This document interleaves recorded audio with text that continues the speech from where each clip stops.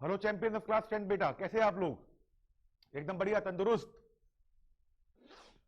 हाँ बेटा, मैं भी ठीक हूं, thanks for asking. So this is your mentor Dushyant Bhola sir with a very very handsome chapter of the day, the making of a scientist, that's been written by Robert W. Peterson. ये chapter है, इसमें character के बारे में पढ़ेंगे हम कि वो लाइफ की जर्नी में क्या क्या मुसीबतों का सामना करना पड़ा उनको, और अंततः फाइनली इवेंचुअली वो बन गए क्या, एक बहुत बड़े साइंटिस्ट। तो आइए जरा बोर्ड्स के पॉइंट ऑफ व्यू से भी समझते हैं इसको, और प्रैक्टिकल लाइफ में क्या क्या सिखाएगा वो भी जानते हैं बेटा। समरी की बात कर रहा हूं। तो चैप्टर है बेटा the making of a scientist. ये कहानी है। कहानी है किसकी? एक बहुत फेमस साइंटिस्ट जिनका नाम था रिचर्ड एब्राइड। रिचर्ड एब्राइड, क्या नाम था? रिचर्ड एब्राइड। रिची, रिची उनका निक नेम था, जो कि उनकी मदर उन्हें इस नाम से बुलाया करती थी। ठीक है बेटा, सबके निक नेम होते हैं, आपके भी होंगे, मेरे भी है। ठीक है, आप अपना नहीं बताओगे, मैं अपना नहीं बताऊंगा। ठीक है भाई, चलो। वो था वेरी क्यूरियस, उत्सुक चाइल्ड थे वो अपने बचपने से ही। कहते हैं ना, बड़ी बड़ी मंजिलों तक पहुंचने के लिए जुनून का होना बहुत ज्यादा जरूरी है, और कुछ इस प्रकार का एक जुनून उनके पास बचपने से ही था। क्या किया उन्होंने? उन्होंने बटरफ्लाइज को कलेक्ट करना शुरू किया अपने बचपने में। And when he was 2 years old, जब वो 2 साल के थे, उन्होंने एटलीस्ट 25 प्रजातियां बटरफ्लाइज की अपने होम टाउन में ही देख ली थी, स्टडी कर ली थी, उन पे कलेक्ट कर ली थी। He thought it to be an end of butterfly collection. उनको लगा कि 25 से ज्यादा प्रजातियां तो बटरफ्लाई की नहीं हो सकती, ये तो एंड हो गया। लेकिन क्या हुआ, एक दिन रिचर्ड की मदर ने उनको एक बेटा बुक दी, जिसका बुक का नाम क्या था? The travels of monarch 10। The travels of monarch 10 ये बुक का नाम था, जो कि उनकी मदर ने उनको दी थी। और जैसे कहते हैं कि बेटा विद्या में बहुत ताकत होती है, और ये इसी बुक की वजह से ये उनकी लाइफ का बहुत बड़ा टर्निंग पॉइंट था। बुक पढ़ने के दौरान या पढ़ने के बाद उन्होंने और ज्यादा इंटरेस्ट लेना शुरू किया किसमें बेटा? साइंस के साथ डील करने में, कि साइंस एक्चुअली में होती क्या है, क्या क्या एक्सप्लोर मैं कर सकता हूं, क्या क्या इन्वेंशन मैं कर सकता हूं। और उन्होंने क्या किया बेटा? उन्होंने बटरफ्लाइज को टैग करना शुरू किया। ये टास्क था उनके लिए, ये टास्क बुक के अंत में गिवन था। ठीक है, जो उनकी मदर उनके लिए लेके आए थे। उसके बाद उनकी पहली एंट्री हुई कंट्री साइंस फेयर में। एक मेला लगा था जिसको नाम दिया गया था बेटा क्या? Country science fair. With a slide of the frock tissue he lost. हुआ क्या? हर किसी ने कुछ ना कुछ जीता, लेकिन उनके प्रोजेक्ट को जीत प्राप्त नहीं हुई। कोई प्रॉब्लम नहीं। ही वॉज सैड, वो सैड थे, दुखी थे, बट वो समझ गए थे कि मुझे जीतना है, आज नहीं तो कल जीत अवश्य एक दिन मेरी होगी। He needed to do real experiments and not just make neat and clean models. उन्होंने कुछ और नीट और क्लीन मॉडल बना के कुछ प्राइज नहीं जीतना था। इनफैक्ट उनको प्रैक्टिकलिटी में काफी ज्यादा यकीन था, तो उन्होंने इसीलिए रियल एक्सपेरिमेंट्स करे कि कौन सी चीज कैसे होती है। Science is all about what? Experiments.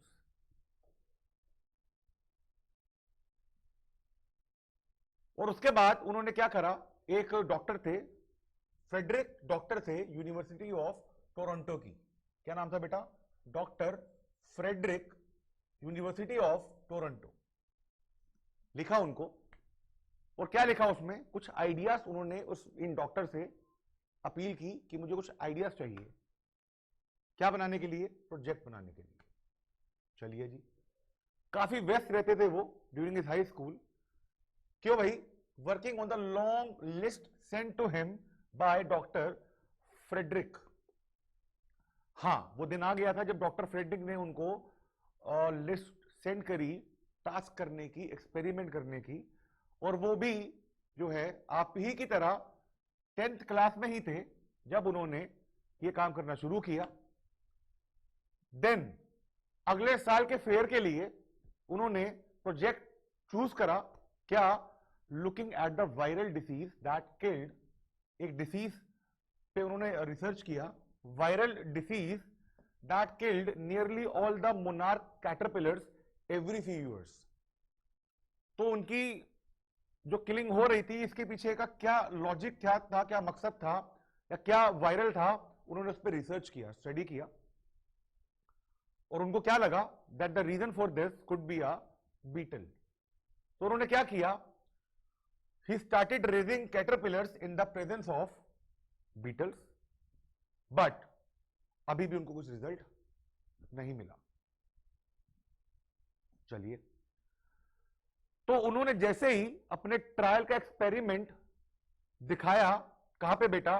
Country science fair में, और वो दिन आ गया था, उसी फेयर की बात कर रहा हूं मैं, उसी फेयर की बात कर रहा हूं जहां उनको कोई भी प्राइज नहीं मिला था, लेकिन आज वो दिन आ गया है जब वो प्राइज उन्होंने जीता, क्योंकि उनके पास जिज्ञासा थी, उनके पास एक नेवर एंडिंग होप थी, आशा थी। Then for the next year, अगले साल उन्होंने एक और एक्सपेरिमेंट किया टू शो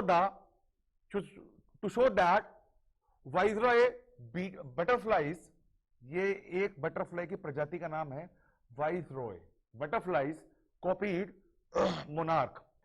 क्या एक्सपेरिमेंट था कि वाइसरॉय जो बटरफ्लाई है वो मोनार्क एक और प्रजाति है बटरफ्लाई की ही, उसको कॉपी करती है। चलो जी, ये भी एक्सपेरिमेंट करा और इस प्रोजेक्ट को भी जीत हासिल हो गई, क्योंकि वो आउट ऑफ द बॉक्स कुछ प्रैक्टिकल सोच रहे थे, रियल लाइफ से कनेक्टेड सोच रहे थे।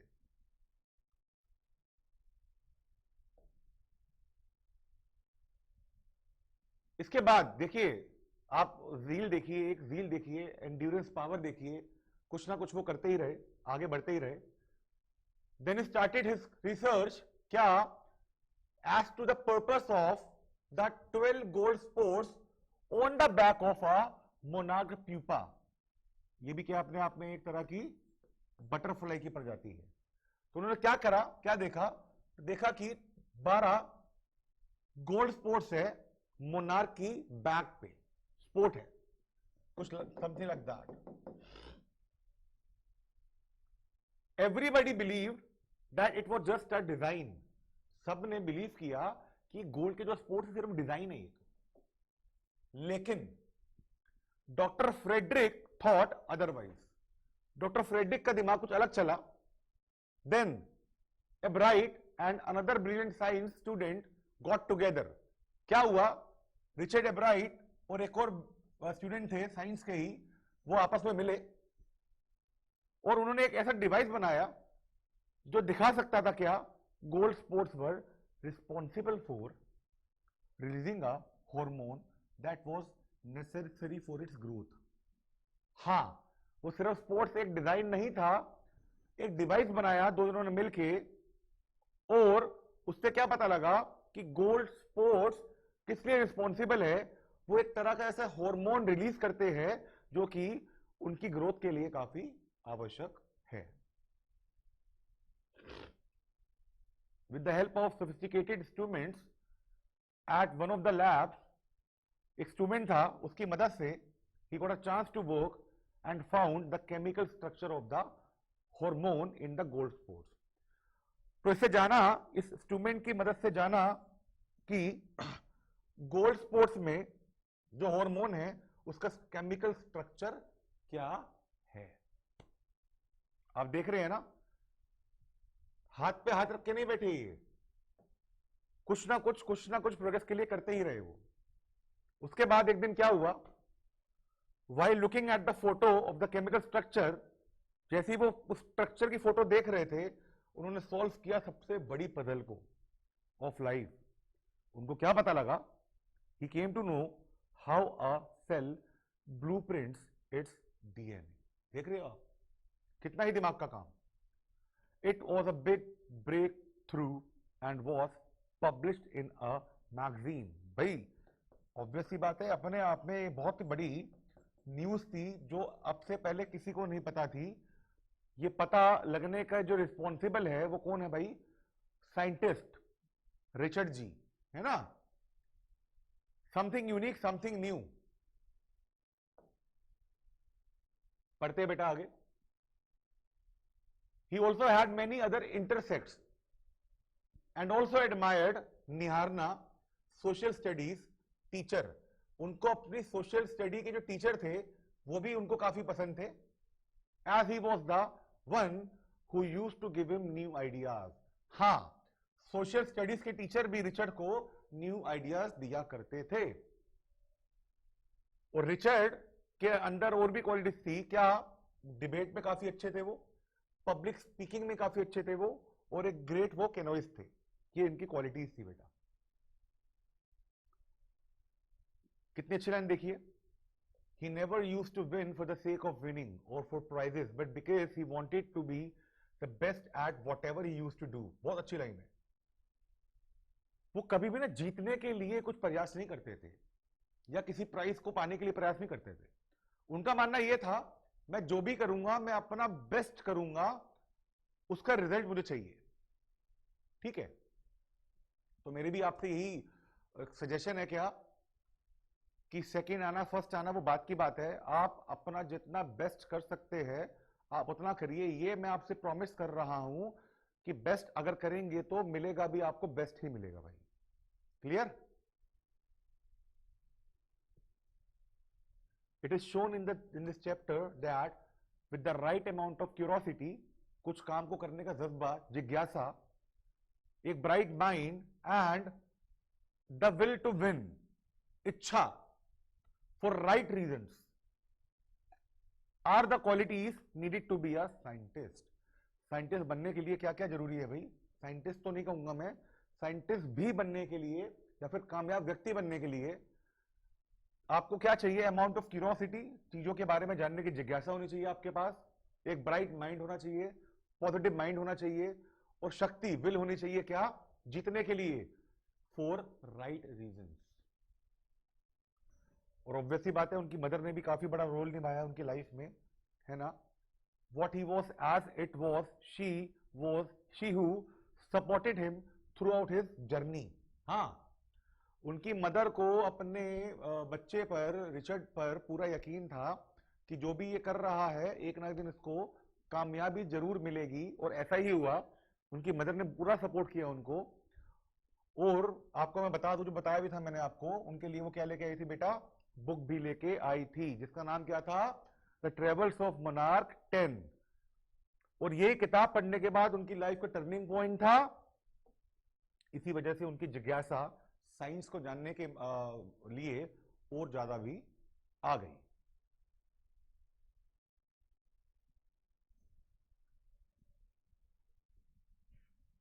तो बेटा ये आपका चैप्टर था। आइए क्वेश्चन आंसर करते हैं। पहला क्वेश्चन है आपका शॉर्ट टाइप का। How did a book become a turning point in Richard Ebright's life? क्या कहा गया है? कॉपी और पेन ले लीजिए अपना भाई। The book the travels of monarch 10 became, ये एक ही वर्ड है, became a turning point in his life. It told him, book की बात हो रही है यहां पर, how monarch butterflies migrated to central America and new world of science was open before him. एक नई दुनिया उनके लिए साइंस की खुल गई थी किताब पढ़ने के बाद। और बुक से इंस्पायर होके रिचर्ड ने क्या किया?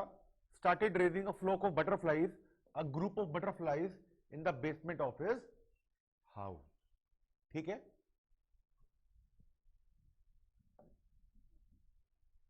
बढ़ते आगे। How did his mother help him? His mother encouraged him to learn। she took him on trips पे लेके जाया करती थी। bought him टेलीस्कोप लाके दिया, माइक्रोस्कोप लाके दिया, कैमरा लाके दिया, mounting material and other equipment that help him in many ways. देखते हैं एक बार telescope, microscope, camera, mounting material and other equipment plus, और क्या लेकर दिया था भाई, क्या लाके दिया था, बुक लाके दी थी।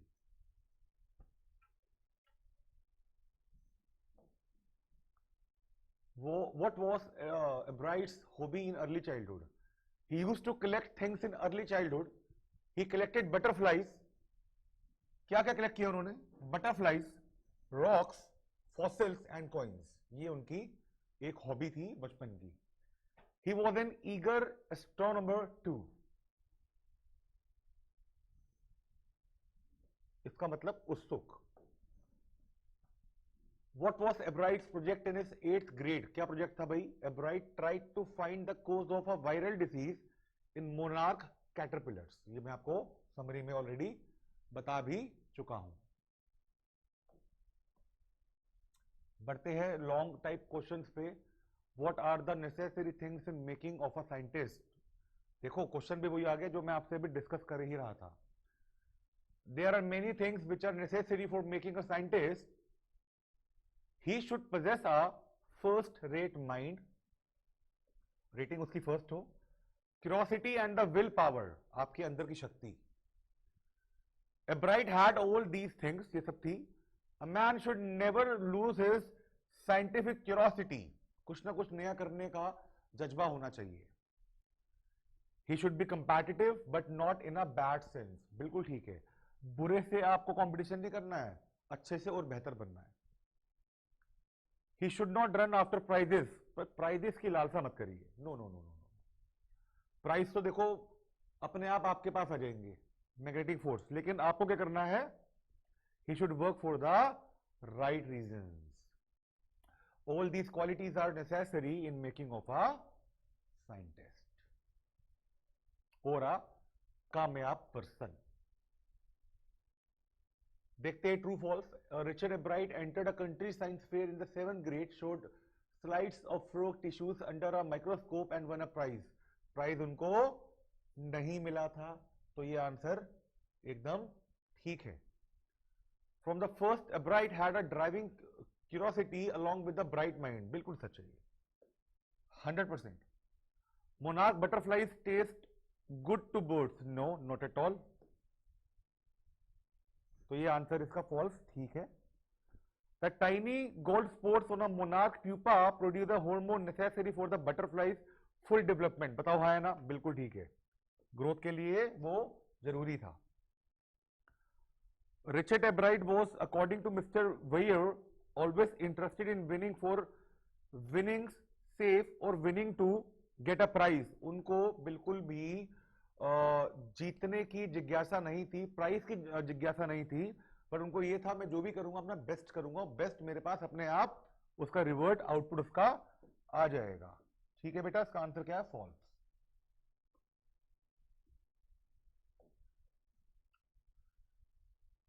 देखते हैं कुछ फिलिप्स की फॉर्म में आया है। Richard's mother got him a children's book called dash, हाँ, the travels of monarch 10, book का नाम हम समरी में भी कितनी बार हम ले चुके हैं। Dash is the substance in the nucleus of a cell that controls heredity, it determines the form and function of the cell, thus it is the blueprint for life, called DNA, called DNA। Clear जी? हाँ, तो I believe आपको summary अच्छे से समझ में आई होगी, आपने देखा होगा क्या क्या चीजें जरूरी है एक अच्छा इंसान, एक कामयाब इंसान बनने के लिए। अच्छे तो आप सारे ही हो, लेकिन कामयाब अभी होना बाकी है आपका, है ना। तो सफर एक कुछ सालों का है, हमें कदम कदम चलाना है, हमें भागना नहीं है, नहीं तो हम गिर सकते हैं, है ना। जंप भी नहीं लगानी है, बस स्टेप बाय स्टेप चलना है, टारगेट बनाने हैं, सॉफ्ट टारगेट बनाने हैं, उनको अचीव करना है, और हमें किसी प्राइस के लिए नहीं जीतना है, हमें बस एक काम करना है, हमें अपना 100% देना है, और जितना आप दोगे उतना ही आपको मिलेगा। ये बात मैं आपको लिख के दे सकता हूं, ठीक है। तो अपना मैक्सिमम टाइम आप स्टडीज को जो है डिवोट करिए, है ना, और वो मैक्सिमम टाइम ही आपके पास जो घूम के आएगा यूटर्न लेके, वो बहुत खूबसूरत तरीके से आएगा। क्लियर बेटा? चलिए, keep revising, keep watching the videos, this is your mentor Dushyant Bhola sir signing off बेटा टेक केयर बाय